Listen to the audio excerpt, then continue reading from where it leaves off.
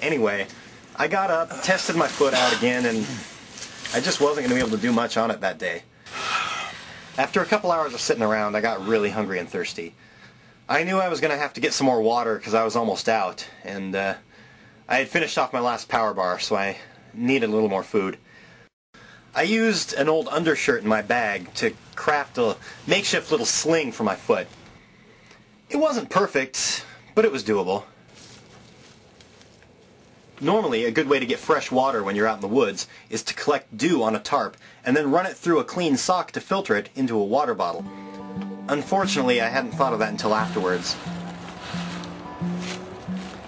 Luckily, after just a few minutes of hiking around, I found a river.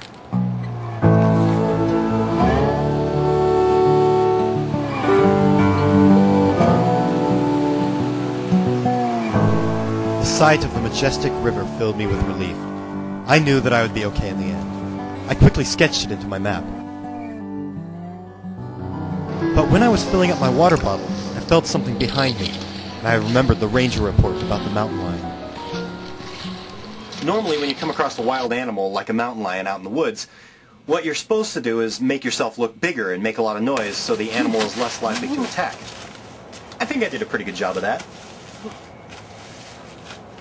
If it had been a little earlier in the year, I could have eaten fern shoots or blackberries. If I had paid attention in my mushroom identification class, I could have found some mushrooms to eat. Unfortunately, I was stuck with the underbark from a maple tree and some lichen. Not particularly tasty, but edible. Now I just needed some protein. You know in the movie Bambi, when he has to eat tree bark in the winter and he hates it? Well, at least he didn't have to eat worms.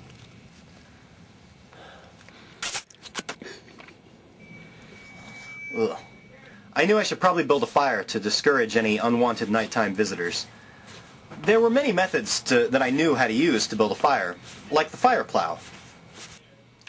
Fortunately, I had some matches, and within minutes I had a cozy campfire.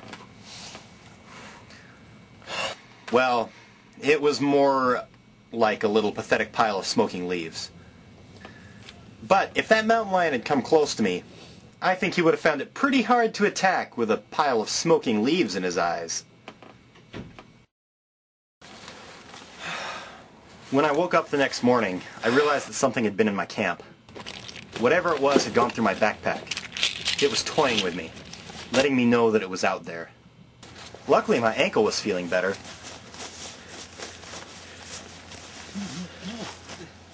So I decided to break camp and try to find civilization again. Busting out of this popsicle stand.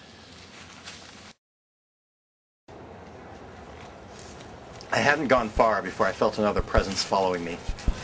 My heart was pounding in my chest as I tried my hardest to run, but I was hindered by my injured leg.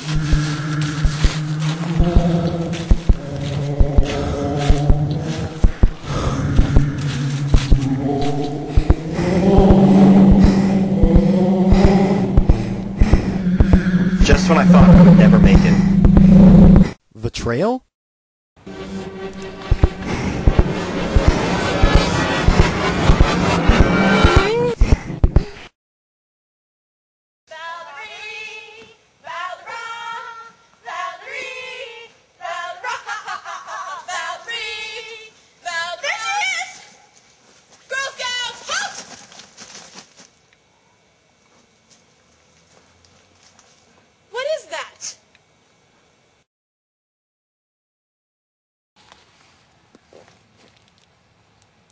It's a man.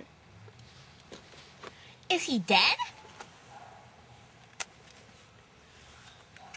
He's not dead, but he looks hurt. I wonder what happened to him. Where am I? You're about a quarter mile away from the lodge.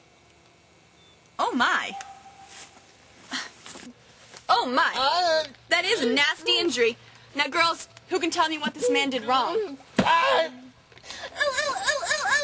Yes, Susan. He should have used a stick to make a hard splint. Suzanne, Sally, Susan, let's get this incompetent man to the doctor. Yes, Miss Harvey. Form ranks! Girl Scouts!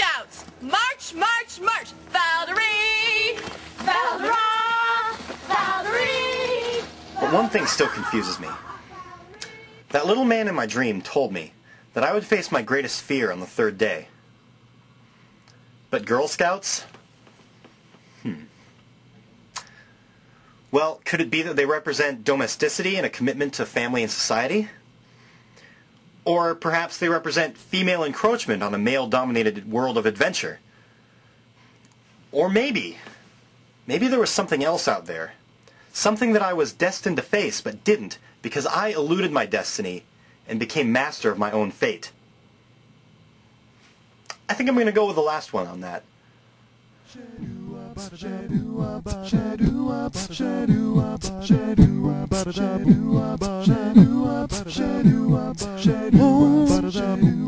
It's where I want to be. Pick me up and turn me round.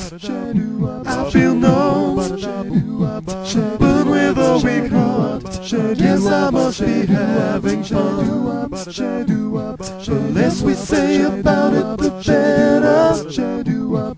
Make it up as we go along. Feet on the ground.